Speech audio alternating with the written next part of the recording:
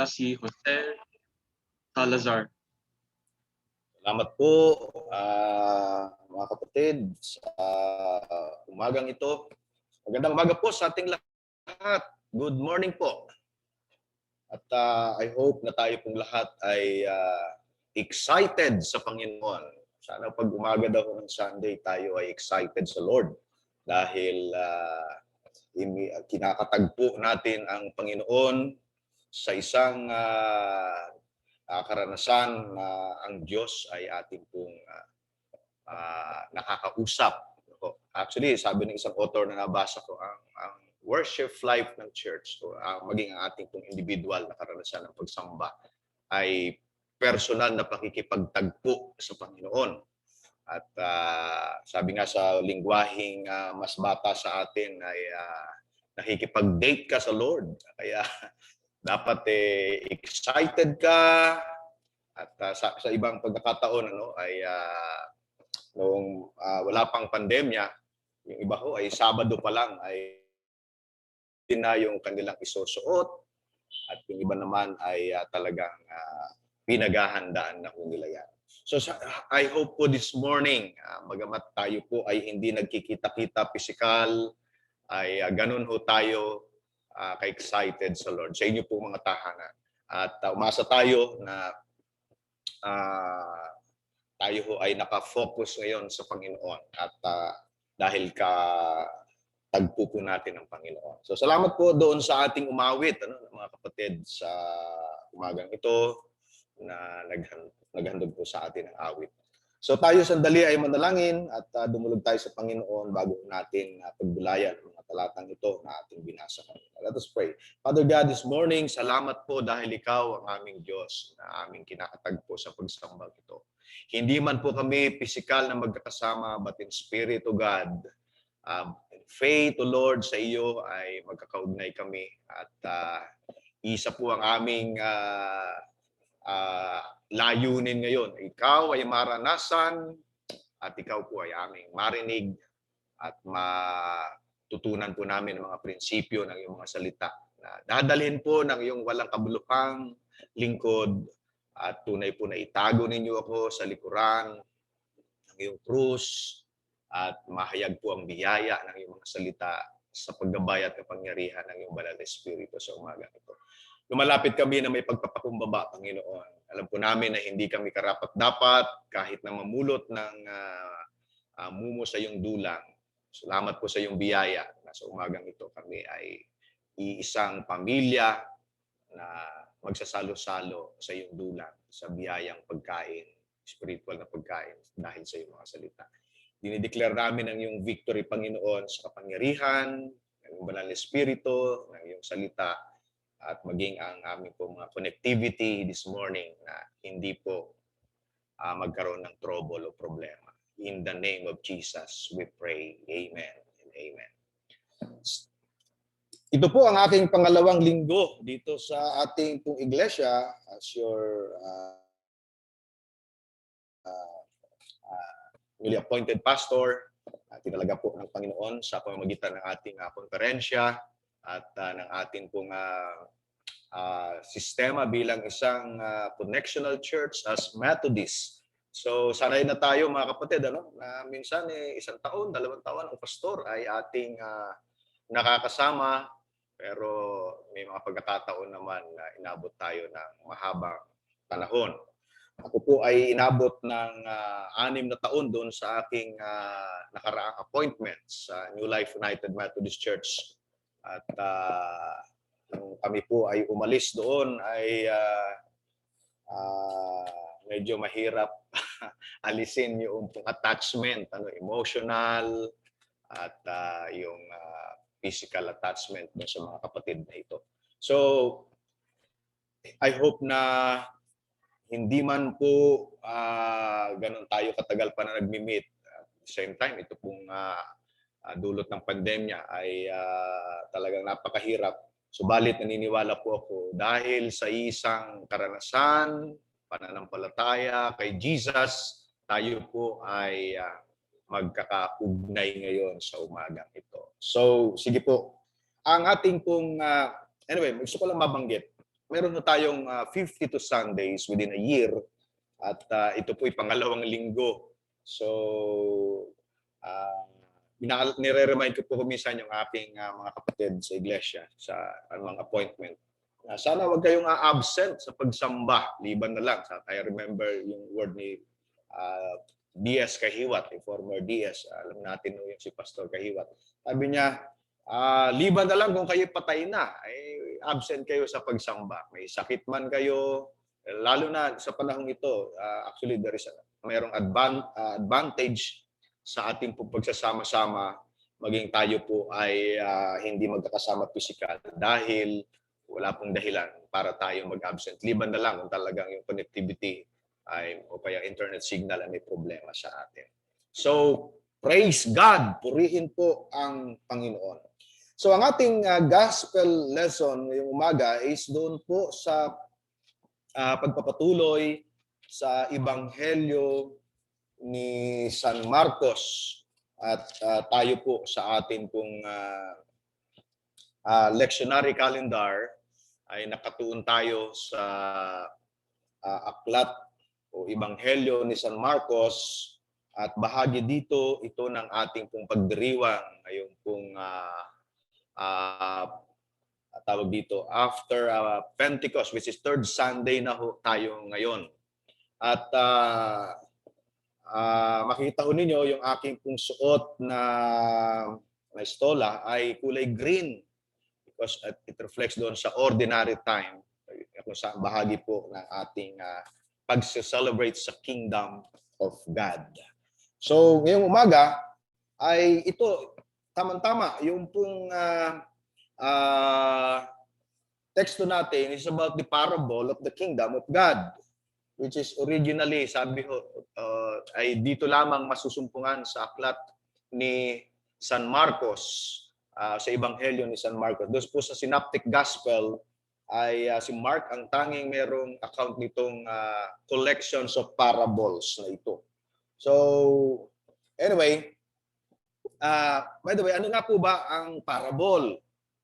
Ay ang parabola o talinghaga sa Tagalog ay a common method of teaching sa time po ng Judaism na kung saan ito po ay ginamit ni Jesus, take note ho, to conceal the truth from unbelievers while explaining it to his disciples. Nabanggit po yun sa verses 11 and even sa Matthew chapter 13 verses 3. So, ang talinghaga is a simple story used to illustrate a moral or a spiritual lesson. So, pag ginagamit po ang talinghaga, ito po ay ini-illustrate ang isang katotohanan tungkol sa mga bagay, moral at spiritual na bahagi ng buhay. And at the same time, ay sabi natin, nagtuturo ng mga prinsipyo na kung saan ang main focus ay yung human character at dinidil po doon yung katotohanan ito. So, Jesus used parables nung time po siya na ay nagtuturo. Kung babalik tayo doon sa bahagi po ng ating teksto noong nakarang linggo, mayroon nung bahagi doon na kung saan ang ating Panginoong Jesus ay nagpasimula sa kanyang ministeryo, which is ang tawag ho dyan ay Galilean ministry, na nagpagaling at siya po ay tumawag ng mga alagad at kanya hong itinuro ang patungkol sa paghahari ng Diyos. In actual, i-demonstrate ni Jesus yung manifestation ng Kingdom of God through deliverance, healing, and teaching of the Kingdom of God. So, ngayong umaga, ang paggamit ni Jesus ng talinghaga tungkol sa paghahari ng Diyos ay, of course, dalawa lang ang impact noon sa mga tao doon sa kanyang audience. Some will reject it, and some will accept it for a brief time, but then fall away. Some will believe and will lead others to believe. nakita ho natin doon sa account ng ating binasang talata. The kingdom of God or the parable of the kingdom. Doon sa ating teksto, chapter 4, verses 26 to 34, mayroon hong dalawang binigyan ng emphasis si Jesus doon sa kanyang talinghagang ginamit tungkol sa paghahari ng Diyos. The seed and at the same time ay yung mustard seed. Number one is the seed growing secretly, and second is the parable of the mustard seed as mentioned in verses 30 to 32. Now, sino ba ang audience ni Jesus nung siya ay nagtuturo ng talinghagang ito? Of course, number one, the large crowd, at ang ating Panginoong Jesus ay yung doon sa bangka. At nagsalita siya doon sa mga taong ito at nagturo tungkol sa paghahari ng Diyos. And second audience of Jesus, dito sa bahagi ng kanyang pagtuturo tungkol sa parable about the kingdom of God is the 12 disciples and others with them to whom Jesus speaks about the parables. Take note doon sa chapter 3, meron ng bahagi doon na tinatawag na inner circle of Jesus, and he considered it as his family or community. Because yun nga po, yung tingin ng kanyang pamilya at that time ay siya po ay insane. Siya ay nababaliw. Even yung mga Pharisees ay tinatawag siya na inaaniban ng masamang espiritu ng prinsipe ng kadiliman na si Beelzebul. So, sabi ko rito, ang common theme doon sa bahagi ng talinghagang ito is ang tawag dito yung binhi na naitanim o butil na naitanim. Siguro doon sa mga mayroong idea about farming o pagsasaka o kaya lumaki sa probinsya ay tawag dito, naintindihan po natin ang konsepto ng pagtatanim ng isang butil. This pandemic, actually that was nung last year pa, ang dami yung nagkaroon ng ng idea na magtanim at ang nangyari nga po ay naging plantitos at plantitas ang marami. Sino ba sa inyo ngayon yung mga plantitos at plantitas? Pakikaway-kaway nga po, although hindi ko pa yun nakikita. At dumami ang halaman at maski na hindi ikalat yung mga buto at mga binhi ay bigla hong dumami. At marami ho ang kumita sa pagtatanim ng halaman. So, dito sa bahagi ng parable, ang main character dito is, o bahagi ng binibigyan ng diin ng talinghaga is yung magsasaka na nagtanim at yung binhi na tumubo secretly at ang talinghaga o yung butil ng mustasa, which is accounted po doon sa 30 to 32. The reason Jesus use the parable, sabi ho rito, is para po niya maipahayag ang paghahari ng Diyos. Even though ito po ay nakatago, hindi hayag doon sa mga unbeliever, pero ito po ay pakinabang doon sa mga believer, which is tinatawag po na inner circle ni Jesus that time. Tandaan natin, yung word na yon iginamit ng isang author na nabasa ko, at ang nagde-define doon sa mga taong naniniwala kay Jesus is including his 12 disciples. Time. The parable of the seed growing secretly according to verses 26 to 29. Sa kabila, mga kapatid, na ang excuse me, ang nagtanim ay natulog, and then pagkatapos lumipas ang araw at gabi, nakita po niya na ang binhi na kanyang itinanim o ang buto na kanyang itinanim ay sumibol at lumago na hindi po niya nalalaman, hindi niya alam. So doon sa bahagi ng unang talinghaga, ito ho yung ipine-present doon sa parable of the kingdom, doon sa paghahalintulad nito sa binhi na itinanim.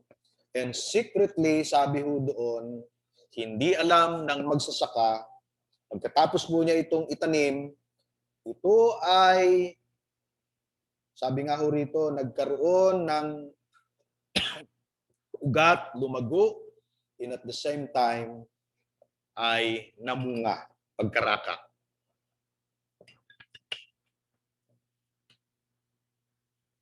These parables emphasizes that the kingdom of God will come with little human effort and according to God's time. Ang parabolang ito, ang talinghagang ito, ay merong pagbibigay, diin o pansin na ang paghahari ng Diyos, mga kapatid, ay kumikilos, gumagawa, na kung saan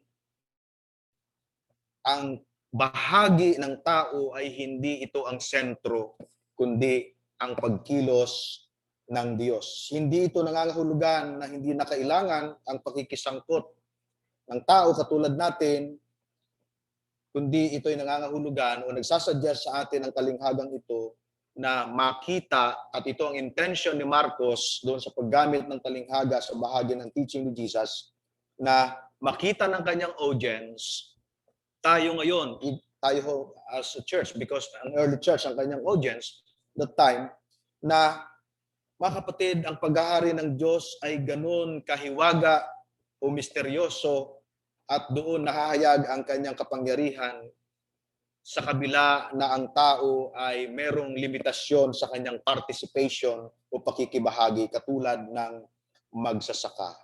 Kanyang inihasik ang binhi, and then pagkatapos natulog siya at nakita ho natin umasa siya sa magagawa ng Panginoon o yung providence ng Diyos na dahil sa kalikasan o likas, yung nature, na pag ang binhi ay nailagay sa lupa, ito ay tutubo. At dito in-illustrate ni Jesus na ganito ang paghahari ng Diyos. Mga kapatid, ano ang nilalarawan nito sa atin bilang mga mananampalataya o mga disipulo ng ating Panginoong Hesus kaugnay sa ating paglilingkod sa kasalukuyang panahon? Alam po ninyo, tayo bilang mga mananampalataya ay gumagawa at kumikilos na hindi tayo umaasa sa ating effort o yung kakayanan. Instead, tayo ay kumikilos na nagtitiwala po tayo sa biyaya ng Diyos at kapangyarihan ng Panginoon. Ang ating tema ngayon hong conference year na ito, kung maalala ko ninyo doon sa ating annual conference, is continuing journey of faith. Sabi ho rito, no? In the mission, witness, and services amidst the pandemic, and therefore, go.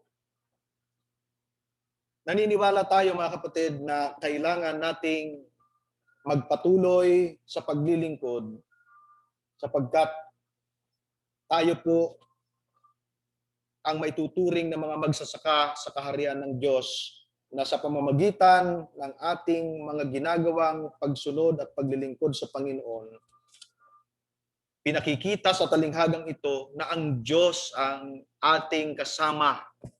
Ang Diyos ang kumikilos sa atin, at dito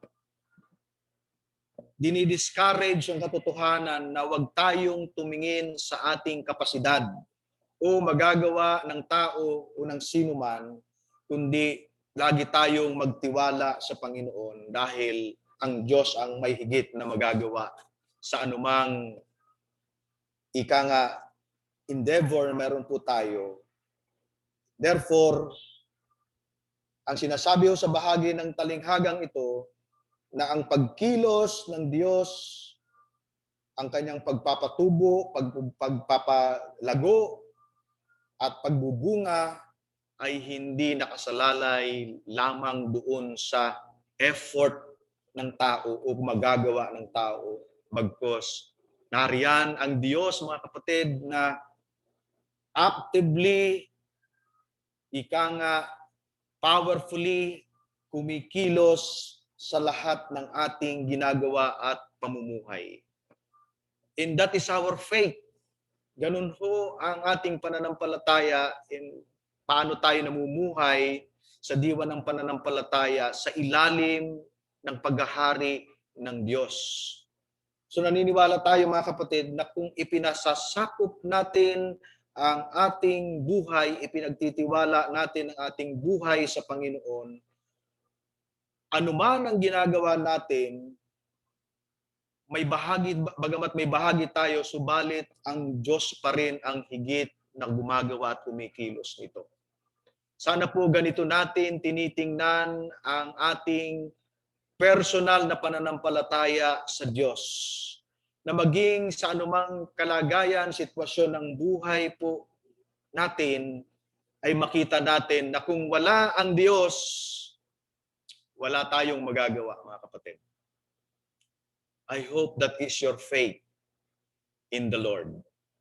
At yung faith na yan, sa ilalim ng ating pamumuhay sa kaharian ng Diyos, ay nakikita po ninyo na ang Panginoon ay hindi ika nga nalilimitahan at ang Diyos ay hindi nagkukulang at hindi siya sinusukat doon sa kapasidad ng ating kaisipan, nalalaman, karanasan, bagkus nakikita po natin na ang Diyos ay buhay.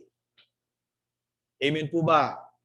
I hope na nakikita natin na ang Diyos po ay isang personal na karanasan sa inyong mga buhay na nakikita ninyo ang kanyang kapangyarihan, ang kanyang himala. At ito ang intention ni Marcos doon sa bahagi ng kanyang sulat para sa early church at maging sa ating panahon ngayon. For us to see that the kingdom of God is present at ang Diyos is actively working. Gumagawa, kumikilos ang Panginoon at nagpa-participate siya sa ating mga buhay and at the same time sa ating paglilingkod sa iglesia. Kaya mga kapatid, nasa gitna man tayo ng pandemyang ito na alam po natin nililimitahan tayo o hinahadlangan tayo sa ating mga pagkilos marahil sa ating mga pananaw. Pero hindi po pwedeng limitahan, mahadlangan ng Diyos sapagkat ang kanyang paghahari katulad ng illustration na ito sa parable of the seed about the kingdom of God, ang Diyos ay naroon. Opo mga kapatid, ang Diyos ay kasama natin. At siya ang nagpapalago, siya po ang nagpapatubo. Ang partisipasyon natin is to harvest the fruits of our labor na kung saan ang Diyos ay gumagawa. Marami pong karanasan sa buhay ng mga taong nagtiwala sa Diyos at hinayaan nila na ang kapangyarihan ng Panginoon ang siyang kumilos sa kanilang buhay. Nakita po nila at hina-harvest nila ngayon yung pong bunga ng pananalig at pananampalataya na gawa ng kanilang pagtitiwala sa Diyos na ang Diyos ay kumikilos at gumagawa.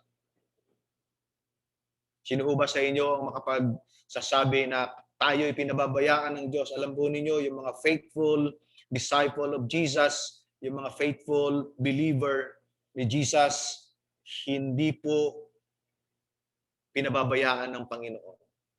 At ako po ay may personal na karanasan dyan, patutuo sa aking personal na buhay sa loob ng 30 taon bilang mananampalataya, mahigit 30 taon. Nakita ko na ang Diyos ay tunay po, bagamat misteryoso, pero nakikita at nararanasan na gumagawa sa buhay po natin. That's why ang parable na ito ay para sa atin upang tanggapin natin ang kanyang mensahe na hayaan natin ang Diyos ang gumalaw, ang Diyos ang kumilos, at ang Diyos ang gumawa sa ating mga buhay sa pamamagitan, sabi nga natin, ng pagiging depende sa Kanya instead doon sa ating magagawa. Ika nga, total o kabuuang pagtitiwala sa Diyos. Yun ang hinihiling ng Panginoon. At sa pamumuhay bilang mananampalataya sa ilalim ng paghahari ng Diyos, ito ang prinsipyo na itinuturo sa atin ng Panginoon. Maging depende po tayo sa Diyos. Ngayong pandemya, mga kapatid, nakikita ho natin ang kapangyarihan ng Panginoon. I hope nakikita ho ninyo yun. I hope na nararanasan po ninyo yun na ang Diyos ay kumikilos ngayon sa gitna ng pandemyang ito sa inyo pong mga personal na buhay. Ang binhi o ang buto ay kusang tumubo, lumago at dumating sa takdang panahon ng pamumunga upang ito'y anihin. Sana po ganyan ang nating nararanasan ngayon sa ating personal na relationship with Jesus. Sa ating pong paglilingkod sa Panginoon, nag-harvest po kayo o nag-aani na kayo ngayon. At kung hindi man kayo nag-aani na, ay magpatuloy tayo na maging depende at tumingin sa Panginoon sapagkat kung katulad ng binhi na naihasik, ito'y kusang tutubo, lalago at darating ang takdang panahon ng Diyos. Makikita po ninyo ang ginagawa ng Panginoon. Amen and amen. Yung second part of the parable is the parable of the mustard seed. That is verses 30 to 32.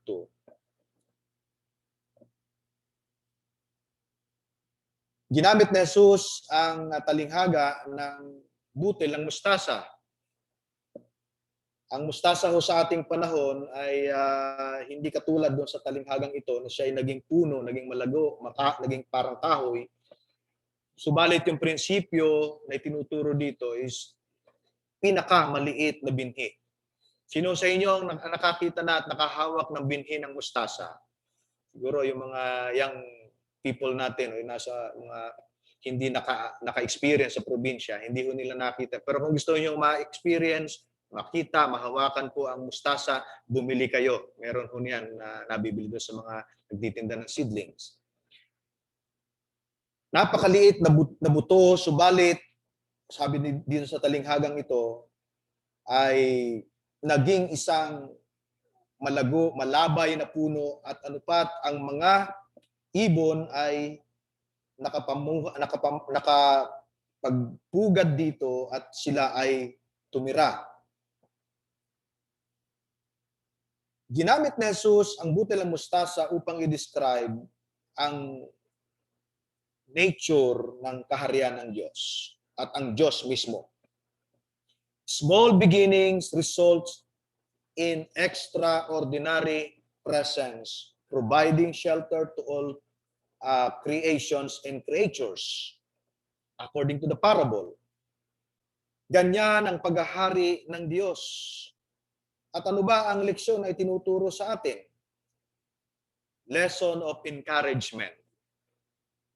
Upang bigyan tayo ng lakas at pag-asa na sa paghahari ng Diyos ay walang imposible sa Kanya at makita natin ang ating pagtingin na mayroong pag-asa sa diwa ng ating pananampalataya even though ito po ay na isang napakaliit na pagpapasimula. Maraming sa ating panahon ngayon, ito yung problema po natin ngayon because nabubuhay tayo sa tinatawag na panahon na instant. Alam po ninyo, gusto ng mga tao ngayon, instant money. Hindi lang po yung pagkain. Akala ko ninyo instant noodles, instant food, instant coffee. No. Alam po ba ninyo na ang motivation ng mga tao ngayon ay palaging instant. Kaya pati pera gusto nila maging instant. So dahil po sa konseptong ito, marami mga tao ang nagkakasala,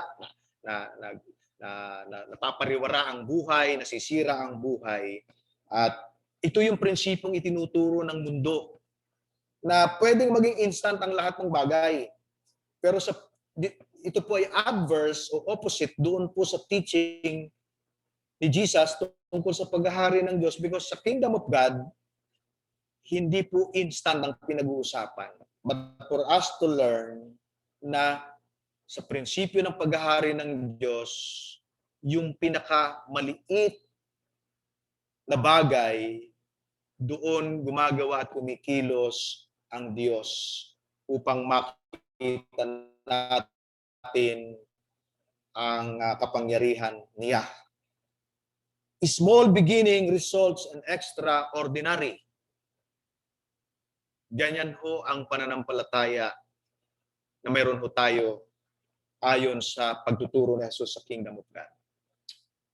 Kanina yung lesson ni Ate Shai, Sister Shai doon sa Sunday School ay very interesting because sabi ho natin yung question ni Jesus doon sa tagpo doon sa bangka na kasama niya mga alagad, ay tinanong ang kanyang mga alagad, nasaan o kaililiit ng inyong pananampalataya? At ito yung encouragement ng parable doon sa mustard seed. Encouragement o lesson of encouragement for us to see the vision of the kingdom, and at the same time for us to experience hope because of our faith. At nandoon po napakaliit na butil ng mustasa, because if we start believing God, even ito po ay napakaliit sa bahagi ng ating pananampalataya at ito'y nagpapatuloy sa atin. Time will come, you will see, you will experience the power of God because of your faith in Jesus. Minsan, ito ho yung hindi natin napanghahawakan bilang mga believer. At ito yung encouragement sa atin ng parable of the mustard seed. Alam po ba ninyo yung mga nagpa-practice ng yoga? Meron silang isang book tungkol sa mantra.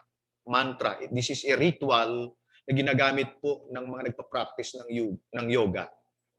Meron akong isang aklat to, nabasa ko.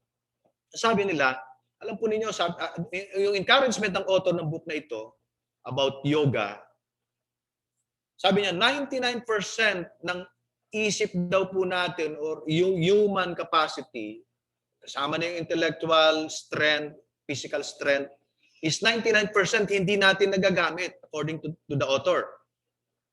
Pero hindi ko kayo ni-encourage na mag-yoga, mga kapatid. At hindi po practice ng Kristiyano yan. Kaya pag binasa mo yung first page pa lang ng book, sabi ron, 99% of our capacity as human being, hindi po natin nagagamit. Therefore, 1% lang daw nagagamit natin. At ganun nila ini-encourage yung mga nagpa-practice ng yoga para kaya nilang palutangin ang kanilang sarili sa ere. Nangyayari ho yun. Alam po niyo, may mga taong ganun. Kaya nilang umangat sa sarili. Hindi doon, literal po ito, ano? If you practice yoga, pero ayaw ko nga ko yung encourage because that is un-Christian practice. Pero ang challenge sa atin dito ay ito. Kung ang ating Diyos ay makapangyarihan sa lahat at ang paghahari ng Diyos ay nasa atin, bakit hindi natin i-practice yung faith natin na yung full capacity ng faith natin is nag-work through the power of God? Di ba?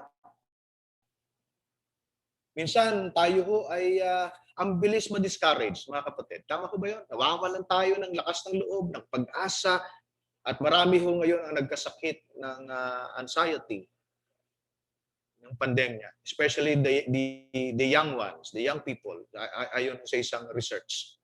Dahil hindi sanay ang mga kabataan natin sa pagharap sa mga difficulties ng buhay, ng problema sa buhay, lalo sa ating panahon ngayon.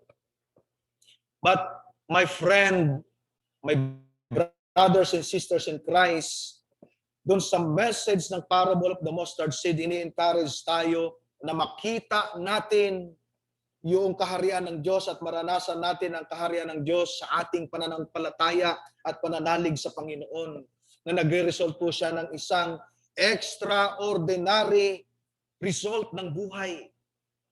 Pag sinabi ho natin extraordinary, mga kapatid, hindi pangkaraniwan na batay lamang sa ating karanasan, kundi nakikita natin, yes, ang Diyos ay makapangyarihan sa lahat at yun ang faith kung paano natin ina-exercise.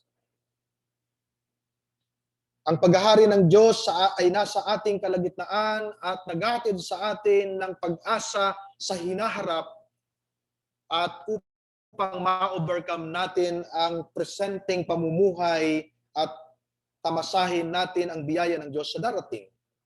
At maranasan natin hindi lamang matutunan, na makita, malasahan, marinig, mahawakan, at atin pong makita gumagawa ang Diyos at tagahari ang Diyos sa ating mga personal na buhay.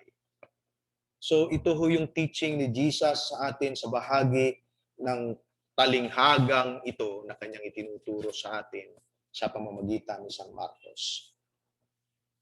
Una ay makita natin na hindi tayo magtiwala sa ating mga sariling kakayanan, magagawa, kundi ipaubaya natin sa Panginoon at ang gagawin ng Diyos dahil sa ating pananalig.